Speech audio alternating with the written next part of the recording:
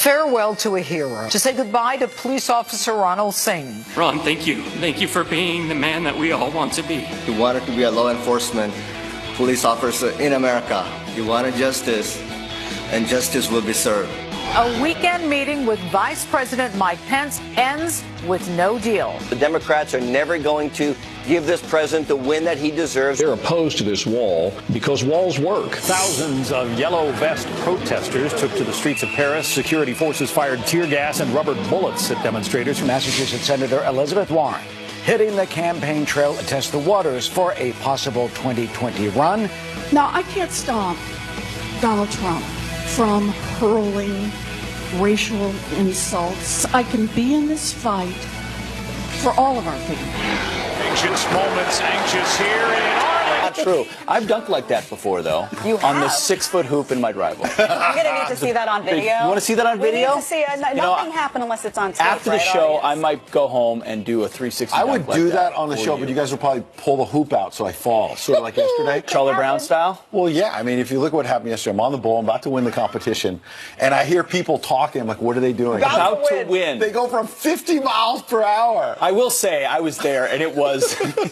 it was someone hit the throttle on We'll Ed. play you the video later. And immediately, he was Listen, we got to make sure you can handle the tough stuff, Ed. You know, Yes, you're gonna. It's the testing ground for the news. Well, we've got a lot today. I mean, a lot on immigration, a lot on the news moving forward. Shutdown heading into Iowa, week 3. shutdown into week 3. Not a lot of progress being made there. But, you know, sometimes you take a moment and you step back. And you pause and you remember. And, you know, we've covered the story of the killing of police officer Ron Singh in California. Well, his memorial ceremony was yesterday, and man, was it powerful. Absolutely. Laying to rest a hero. It was just a powerful tribute, as you say. We had Chief Richardson on this program last Sunday, 1 week ago. He was emotional then. He was certainly emotional yesterday. Among the things he was pointing out was that Ronald Singh was someone who came to this country as a legal immigrant and went out of his way, the chief said, to learn English so he could connect with the community, and so that when he had to make an arrest or he had to give instructions to people about an emergency, they would understand him. Yeah. And so it was just incredibly moving to talk and listen to what they said, the remembrances of his life. Yeah, the whole country has been mourning this together. And if you've been watching his fellow police officers, it was such a family there. Everyone praising him. Everyone has said such beautiful things about him. And in that photo, I was just going to mention this photo that got flashed across the screen. You truly cannot grieve enough when you see his wife, his beautiful child. And once again, calling attention to the fact that this was completely preventable. And this is the reason why you need enforcement at that border and why you need border security, because even if it's one person here or there, they always say, well, it's not that many incidents. You know what? It's one too many if it's one. This is a guy who had a full life and career ahead of him to give up service to the community, and we all mourn him deeply. Yeah, the Newman Police Chief, Randy Richardson, who's been on this program, stood at the podium and remembered Officer Ronald Singh. Listen. He told me he came to this country with one purpose. And that purpose was to become a police officer. He told me about all the pride he had in America and how much it meant to him to be here and to be getting this opportunity. And he told me that he always wore an American flag every time he went to an interview. And he wanted everyone to know that he was proud to be an American. Never did I think we'd be standing here saying goodbye to such a great man. Ron, thank you. Thank you for being the man that we all want to be. Thank you for being the provider that we all strive to be. Thank you for being the police officer, the canine officer, the corporal that everybody should strive to be. We will say goodbye today, but you will always be in our hearts. And we'll take it from here. Wow. A testament to this moment. Thousands of sheriff's deputies, police officers there in attendance. There were 2 overflow buildings that were packed with people. A 7-mile procession for that officer with blue ribbons wrapped around poles and trees all the way. A community, not just a physical community of that location, but a community of brotherhood of police officers who recognize the patriotism that goes with this service. And you watch these images. Yeah, and you can see his relatives there in the front row, accepting the flag from the chief. That's his widow. His brother to the left of the widow. Remember, he's emotional there. He was emotional at the news conferences that we saw about a week or so ago. Look, there were also some lighter moments. The chief saying at one point during his remembrance that people who were arrested by Officer Singh have come up to him in recent days and saying, I was arrested by him. I remember when I saw his face, but, you know, he was very professional. He treated me well. I made a mistake, and he had to arrest me, but I remember that man's face. I've only heard wonderful things about him and what he brought to the community, what he brought to his job every day. I want to remind people that they can visit tunneltotowers.org to donate to the Singh family. Very important. I'm sure they need all of our love, support, and help right now. They would greatly appreciate that. The sound of those bagpipes, and I had tears in my eyes coming into the show watching all the photos of that service. I mean, it cannot help but impact you. That was a very high-profile moment, and it continues to be followed. And donating, you can give to that family. There was another death that hasn't gotten as much coverage at the hands of an illegal that's reigniting the debate over illegal immigration. As an angel mom, she posted a message about her son. His name is 22-year-old Pierce Corcoran. He was killed in a car crash that was caused by an illegal immigrant. And this is a blog post from his mother, Wendy Corcoran. He was killed on December 29th, so about a week ago, in a car crash. And his mom wrote this. He said, "We are all aware, as a family, that nothing will bring Pierce back. But don't tell me my son, who lived in this country and followed its rules, doesn't deserve better. For God's sake, out of respect for the men and women who fought and fight to make this country such a desirable place to live, do the right thing and come here legally and become a responsible citizen." Yeah, and Pete, you said it. I mean, we have focused, and rightly so, in recent days on Officer Singh and that tragedy. Here's another tragedy in Tennessee. And even though we wanted to shine a light on these kinds of stories that people don't often pay attention to, very few people knew about it. It's happening almost in the shadows. People are being killed by illegal immigrants, and it doesn't get national attention. But guess what? The American people know this is a problem. This new poll, your view of illegal immigration, 62% saying it's very serious or somewhat serious of a problem in this country, illegal immigration. 24% say minor problem. 7% say not a problem. 6%, I'm not sure. Well, the 6% that's unsure, but the point is the 7% who say it's not a problem, you have the Democratic leadership in the House and Senate suggesting, by and large, that it's not a problem, not a major problem. They say they're for border security, but in these negotiations, they're not making it the priority that the president is, for sure. That doesn't seem to match up with that poll. Yeah, we're going to talk to former acting ICE Director Tom Homan live at 6:30 about it. And I think what we're going to find is that the people are on the side of President Trump when it comes to this issue. These stories are incredibly touching. And unfortunately, these horrific tragedies are going to keep happening unless Democrats get on board with this border security and recognizing that the wall is part of the equation. It's not all of the equation. We've talked about several other options, obviously, E-Verify, a number of other things.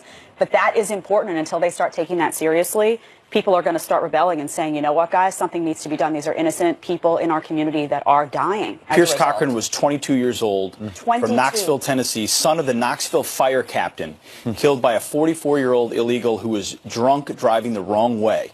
And that's why he was killed. And you said it, Ed. It's almost as if it's happening in the shadows, yet people are affected by it. And they see the basic difference between coming here and investing in your country as a citizen, being here illegally, and hiding from the law. It's impacting real people in real communities, and it's happening just as the 2020 presidential campaign has already kicked off. And you're going to see some of the left suggesting again that illegal immigration is not a major problem in this country, as the president, as part of his reelect, will certainly make it a top priority. You see right there, Elizabeth Warren, she was pretty much barnstorming the state of Iowa, first in the nation caucuses, of course, and she was getting some pretty good crowds. Maybe it's because she's early. She's out there first among maybe a couple dozen or so Democrats that will be running.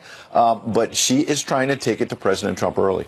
Barnstorming, I don't know the definition of barnstorming, but it's a phrase we use all the time. You have to officially use it. She was all around the state, and this is, you're right, she got some decent crowds, nowhere near what President Trump would get, but an indication that there's interest, and Democrats are certainly enthusiastic about options against President Trump. Well, here's part of what she had to say yesterday in Sioux City, Iowa, because her background continues to be a big part of the conversation. Watch. I am not a person of color. I am not a citizen of a tribe. Tribal citizenship is very different from ancestry. Tribes and only tribes determine tribal citizenship, and I respect that difference. Now, I can't stop Donald Trump from what he's going to do. I can't stop him from hurling racial insults. But what I can do is I can be in this fight for all of our families. You see her trying to pivot there. That's tough to listen to, I got to be honest. This is a woman who lied about her ancestry repeatedly. Now she's saying, well, you know, I'm not a woman of color. Really? Well, you didn't object to Harvard University labeling you as such. You didn't object to being listed that way in legal directories for a long period of time at a pivotal point when universities were trying to recruit people based on diversity. I think that's really sinful of her to have deceived the American public like that. And I think that's going to come back to haunt her because people don't like politicians who lie right out of the gate. No, I mean, it didn't work very well for Hillary Clinton. You're right. And Ed, tell me, I mean, honestly, with one word, Pocahontas, it feels like President Trump took all the air out of her balloon. Yeah. I mean, a lot of it. I mean, she's got crowds, but Probably did in part because what I was going to add, the context there is that she got at least one question I'm aware of from a Democratic voter saying, why did you engage with President Trump on this? You sort of walked into a trap and it backfired on you. So my point being, it's not just the president and his allies jumping on her. It's Democrats saying, what in the world happened here? Yeah. Because you've made a mess of this. And so I think to Jedediah's point, it's not that it's going to be an issue in 2020. It already is, and she's made a hash of it. The bigger issue is going to be her policies, though, because the truth is that when you have the Elizabeth Warrens and the Ocasio-Cortezes and the Bernie Sanders, they promise you a lot of free stuff, a lot of rainbows and unicorns. That stuff does not work out when it comes to practical matters, and it's very easy to debate those people. She's trying to address it, but as she's addressed it, maybe she's made it worse. I think you're right. The more you're explaining, you're losing. It's a basic axiom of politics. Yep. But I do think she keeps talking about the working man. It's like, well, this is what President Trump has captured. So she's talking about the working man in one sentence and then about global climate change and remaking our economy to fix it in another. Disappearing middle class, she says, at a time when we had this incredible jobs number. Report. It's not just helping the rich. So what do you think about Elizabeth Warren's campaign? Friends at FoxNews.com will be talking about it today. That's right. We'll be talking about it all morning long, including her favorite beer, which we will get to later. All right. Well, President Donald Trump fights for border wall funding. He's reminding everyone that walls work. If you really want to find out how effective a wall is, just ask Israel. 99.9% effective. Then our wall will be every bit as good as that, if not better. Look at all of the countries that have walls, and they work 100%. From Israel to the Vatican, President Trump has pointed out how walls have worked for other countries around the world. So why can't it work for ours? Joining us now to discuss is former mayor of Shiloh, Israel, David Rubin. David, so great to have you with us. Now, you have at least 77 walls across the globe right now. I want to talk to you in particular, though, about Israel. Obviously, we're in a fierce debate about border security and a wall in the United States right now. What are the stats on the efficiency of the walls and fences actually built in Israel? Well, if you want to understand whether walls work, Israel is a tremendous example because we have two different kinds of walls that have been built in the past couple of decades. So let's first look at the wall in Judea and Samaria, the so-called West Bank, which is the mountainous region that's north of Jerusalem and south of Jerusalem. So in Judea and Samaria, between the year 2000 and the year 2005, there were over 1,000 terrorist attacks in Israel, over 1,000 people killed in terrorist attacks, I should say. And there were several thousand who were wounded in terrorist attacks. Actually, I myself was wounded, shot and wounded in a terrorist attack along with my 3-year-old son who was shot in the head. So the terrorism was so intense, and every day people didn't know if they were going to be able to get to work or the children were going to get to school. It was a terrible situation. Israel's government decided to build a wall separating the major cities of Israel from Samaria and Judea. And so a wall was built, part of it of concrete, but most of it from very, very strong steel, It was a high wall, and it had barbed wire as well as high-tech measures, and it was very, very effective. It cut down on terrorism in Israel's cities by 95% even. So it was very, very effective. And to this day, we don't have major terrorist attacks in the big cities in Israel.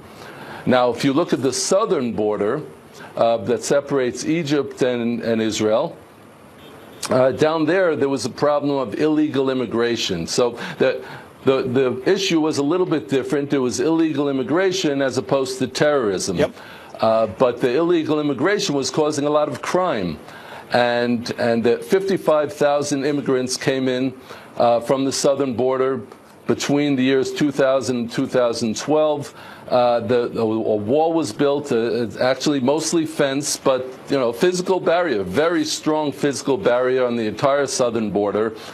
And in the first year that it was built, the illegal entry into Israel was cut down to almost to nothing, and in the year after they raised the level and it was cut completely. So, I mean, David, we got to leave it right there, but I've been to Shiloh. The terrain there is very diverse. A wall there stopped terrorism in the so-called West Bank, Judea and Samaria, and then in the southern border, on the Egyptian border, illegal immigration was rampant. You build a wall, you build it taller. Capital murder in the shooting death of 7-year-old Jasmine Barnes. Authorities say Eric Black Jr. admitted his involvement in the drive-by shooting in Houston. Investigators believe it was a case of mistaken identity and say more people could be charged. The arrest comes hours after a rally calling for justice for Jasmine. And for the first time in history, the top 3 jobs at the CIA are held by women. The agency's first female director, Gina Haspel, has named Cynthia Rapp as Deputy Director of Analysis. She'll oversee the department that brings in intelligence and puts it into context. Haspel previously named Elizabeth Kimber as Deputy Director of Operations. Women now fill the agency's top 3 spots. Ed, pretty cool. Thanks, Pete. Democrats may have a newfound control of Congress, at least the House, but they can't seem to decide on a strategy to take on the president, especially when it comes to calls for impeachment. We're going to go in there, we're going to impeach them. Impeachment is a very divisive approach to take, and we shouldn't take it for anything other than the facts and the law. The thing we can do that most shows respect for the office is to not have someone there who has committed high crimes and misdemeanors on the one hand and is hurting the country on the other. It's too early to talk about that intelligently. We have to follow the facts. We'll see where the facts lead, and maybe that'll lead to impeachment, maybe it won't. Donald Trump is either going to be impeached by the Congress or impeached at the ballot box. So what should the Democrats' focus be for the next two years? Here to debate, Teslin Figueroa, former Bernie Sanders campaign staffer, and Dr. Susan Johnson Cook, a Democratic strategist who served in both the Clinton and Obama administrations. Welcome to both of you. Good morning. Good morning. Thank you. Good morning. Susan, what's your thought on whether the president should be impeached or not?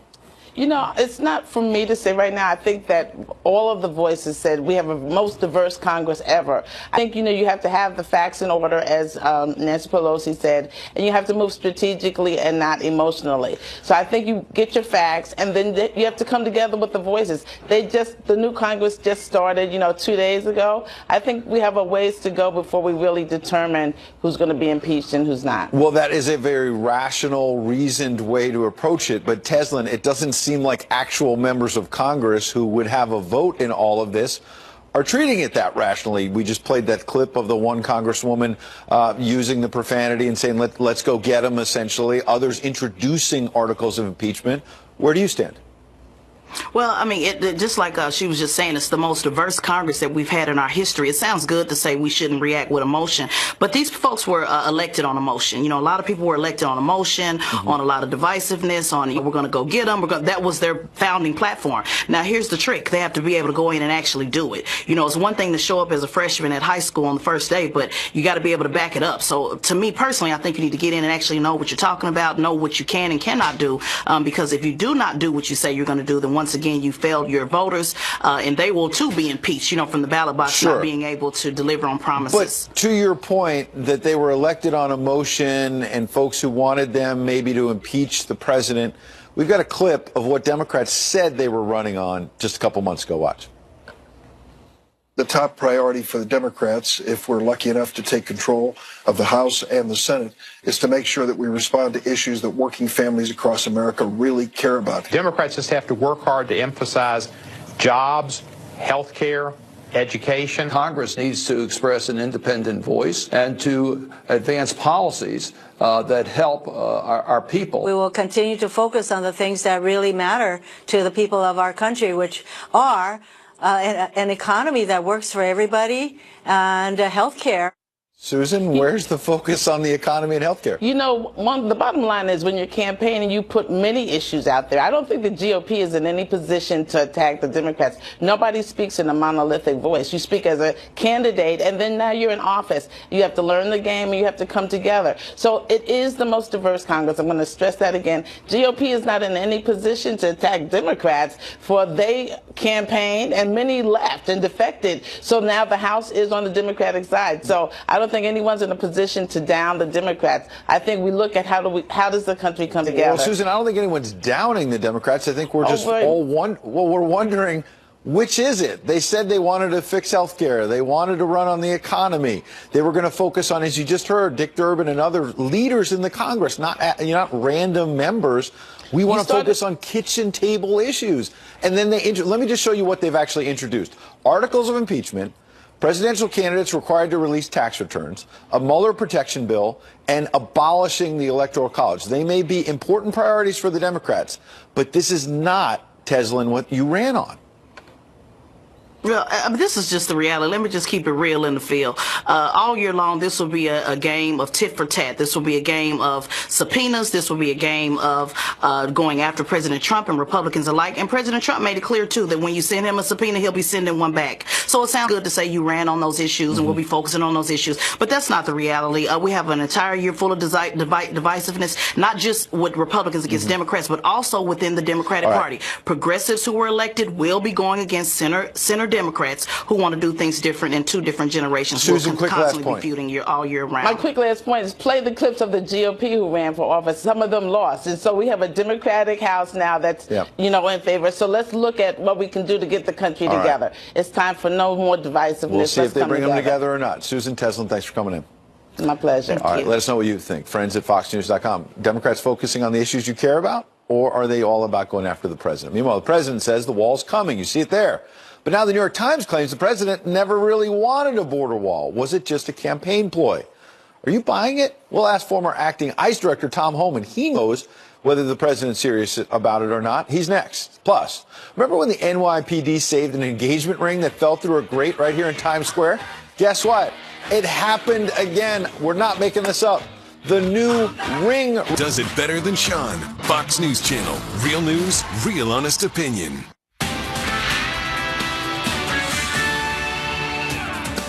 Live from America's News headquarters, I'm Alicia Acuna. Police are searching for a gunman after a deadly shooting at a Southern California bowling alley. 3 people are dead and 4 injured. Witnesses say it started as a fight between 2 groups. The sound of gunfire sent terrified customers running for safety. 3 men died at the scene. Police are reviewing surveillance video to help track down the suspect. The TSA is acknowledging an increase in sick calls by screeners. This as the partial government shutdown stretches into its 3rd week. Officials say the call-outs have had minimal impact and have not affected performance standards. Union leaders say the airport workers are calling out sick instead of working without pay. Call-outs at Dallas-Fort Worth International have reportedly increased by 200 to 300%. I'm Alicia Acuna in Los Angeles.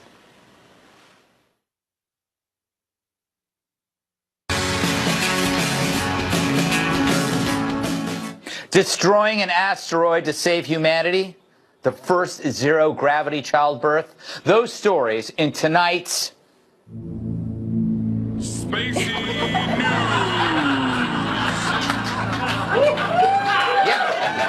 Spacey News. Spacey News. It's news that's spacey, as in taking place in outer space, not in Kevin Spacey. All right, first, the war on asteroids. NASA has developed its first mission to defend the planet called the Double Asteroid Redirection Test, or DART. It goes like this. DART will hit the smaller rock, and that will impact, hopefully, will get to the larger rock, which will get knocked off course, so it won't hit the Earth. It's like shooting pool for nerds. Meanwhile, in the Netherlands, which is home of the Nethers, a startup company called Space Life Origin wants to send a pregnant lady 250 miles above Earth to give birth. Who wouldn't want to do that? In space, the woman would be accompanied by a world-class medical team. The reason for this, just in case we ever have to leave the planet for good, we need to know how to reproduce in space. That's the excuse. For more, we go to Furball Bojangles as he trains for weightlessness.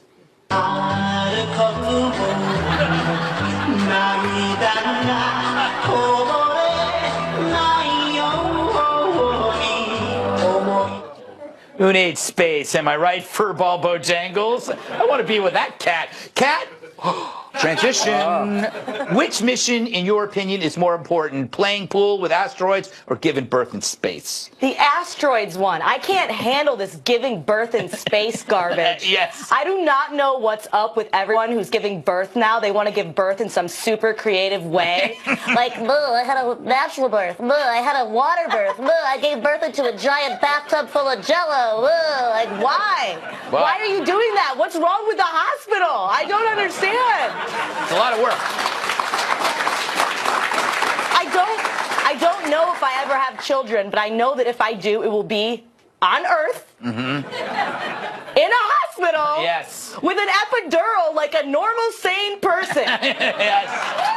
You know, Tyrus, at least in space, no one can hear the baby scream. Yeah, but you know, space is you're so creepy, man. Don't think I let that Nethers thing didn't get past this bow. You creepy, man.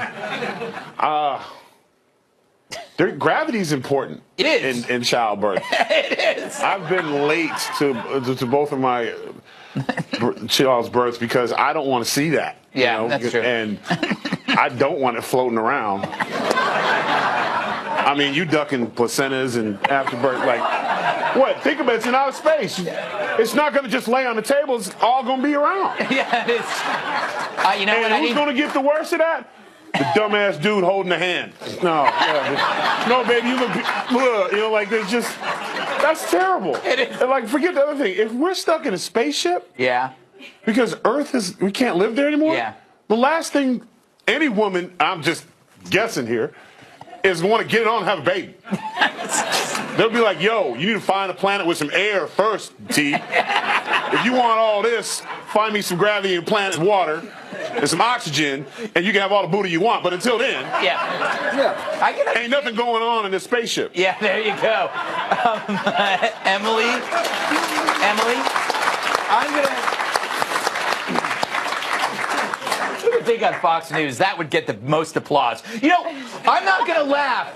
I'm not going to laugh about the asteroid threat because it's happened before. I'd ask the dinosaurs, but they're not here because of an asteroid. So it could only it only takes one big asteroid. You're right. And I loved that the whole plan mentioned only at the end, oh, we need to figure it out 2, 5, 10 years in the future. Yes. So unlike the movie Armageddon, it's not instant. Right. We literally have to know 10 years in advance. So I feel like this is a lot of effort towards something that is probably not going to happen. And can I just say something on that childbirth thing? That in that like official report, there literally was a sentence in there that was like, and bodily fluids glob together and glide towards the capsule. Like the entire thing was like nauseating. And I feel like there's a lot of steps that we need to go through. But there's a lot of steps we should do before focusing on the birth part. Like, you know. Yeah, it could be very messy, Larry. You know, imagine being the first space baby, though. Talk about owning the entire topic of intersectionality. I mean, in identity politics, there's only one of you. Thank you, Greg. I think there's only one of you, too. Well, my grandson, Cash Caldwell Gatlin, was born in Dubai, and Tracy, our daughter-in-law, gave birth the water thing. Yeah, the water thing. Okay, and this child is the most cerebral, cat you've ever seen. He only cries when he needs to poop, eat, or sleep. Guess what? So do I. So I think you should end on that note. End on a laugh, Larry. It was a good laugh, Larry. Thank you. Laugh one more time and we'll catch up tomorrow. You know what? I'm gonna make a New Year's resolution. No more stories about childbirth. How much money would it take for you to quit Facebook for a year? Send it to me, and we'll discuss it when we get back.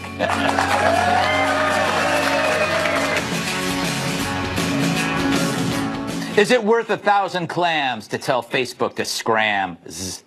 A new study asks people how much it would take for them to give up Facebook for a year. The answer, about $1,000. So let me get this straight. You'll put your whole life on there, your opinions, your poems, pictures of your disgusting dinner, your annoying-looking offspring, and they are. Then you stalk ex-girlfriends and ex-boyfriends. You post videos of cats, dogs, and ferrets. And then take $1,000 for you to give all that up? I wish that were true. I'll tell you this, though. If you offered me $10,000, I wouldn't stop doing this.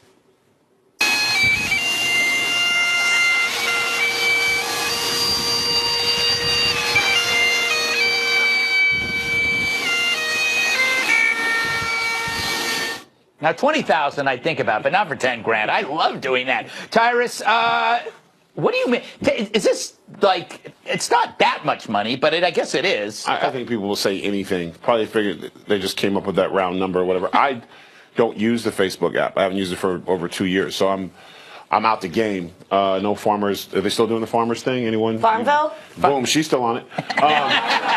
What I'm saying is, like, the people will say they'll take money, but they would take the money and then they would be back on it. You didn't say I couldn't use my fake account.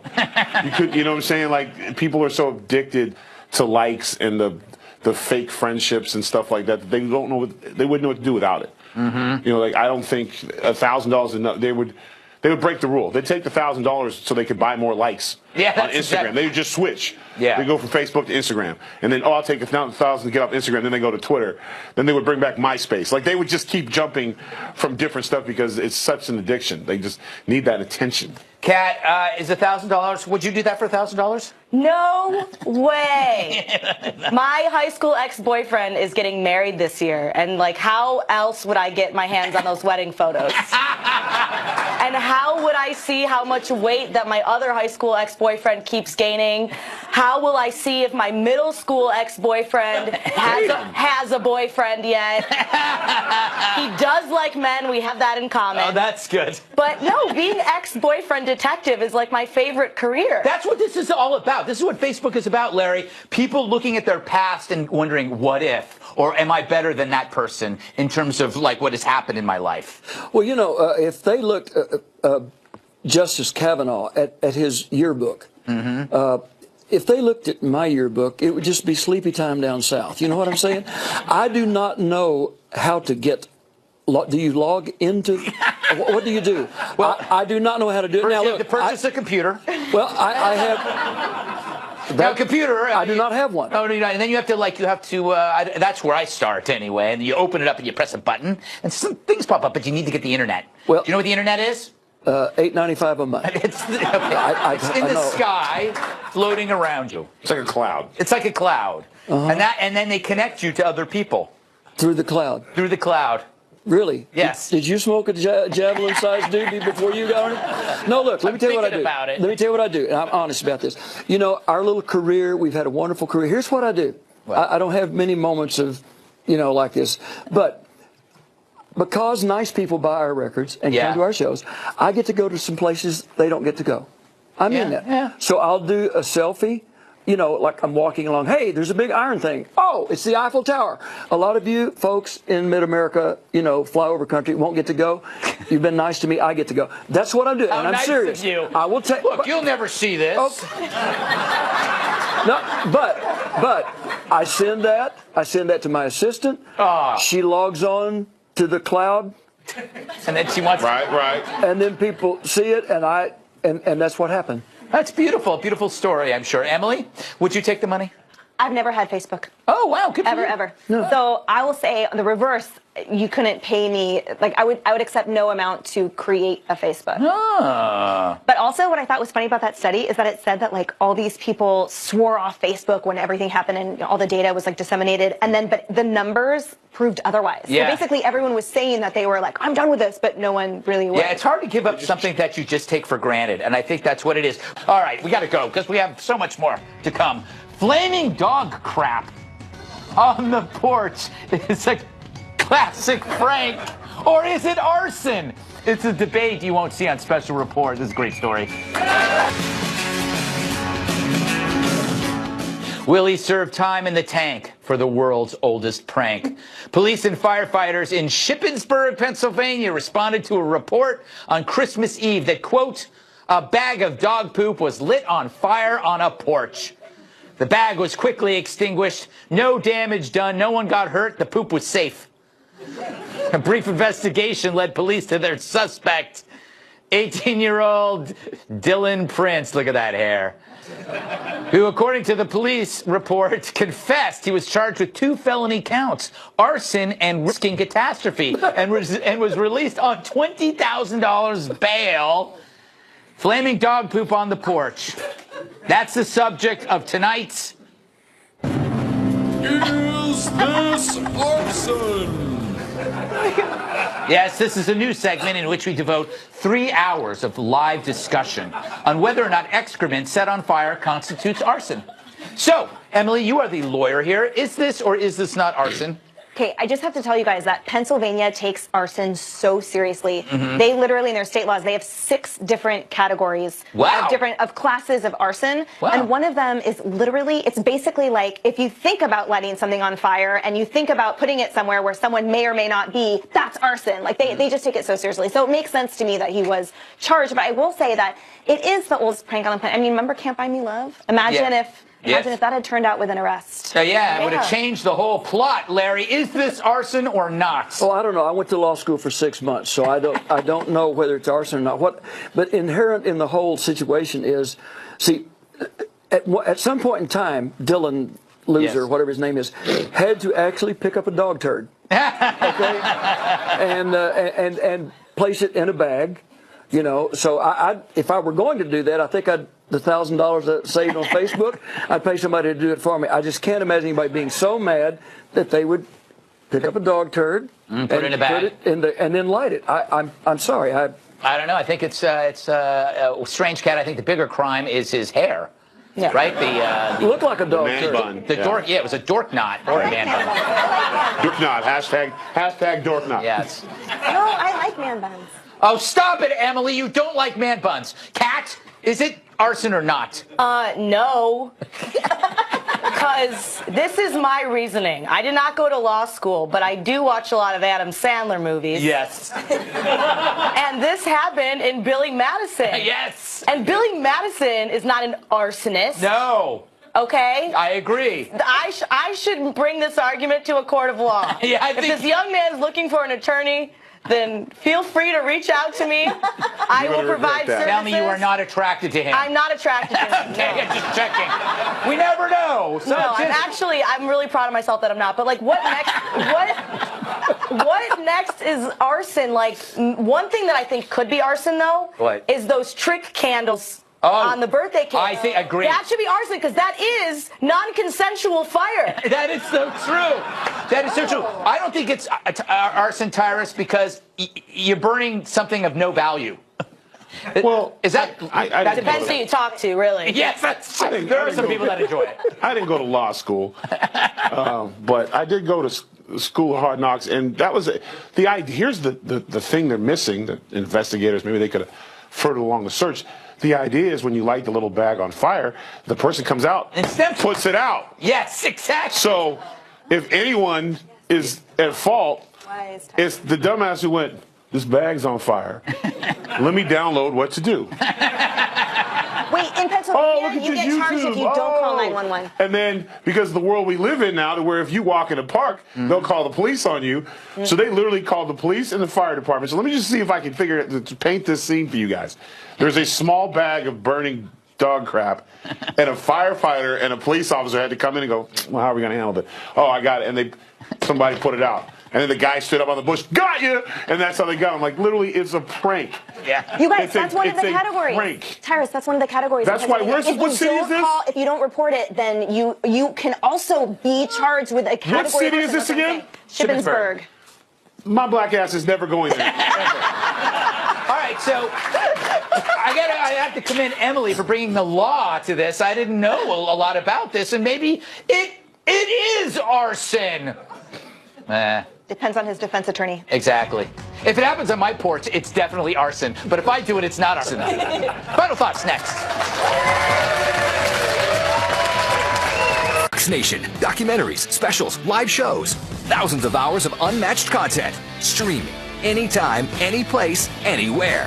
Fox Nation, opinion done right and at your fingertips. Start your free trial right now. Before we go, the Gutfeld Monologues is live, coming to Florida. 2 shows, Saturday, March 2nd in Tampa, Sunday, March 3rd in West Palm Beach. Special guest, Tom Shalhoub. Tickets for both shows are on sale now. Go to ggutfeld.com for ticket information. All right, we're out of time. Thanks to Emily Campagno, Larry Gatlin, Pat Tiff, Tyrus, studio audience. I'm Greg Gutfeld. I love you, America.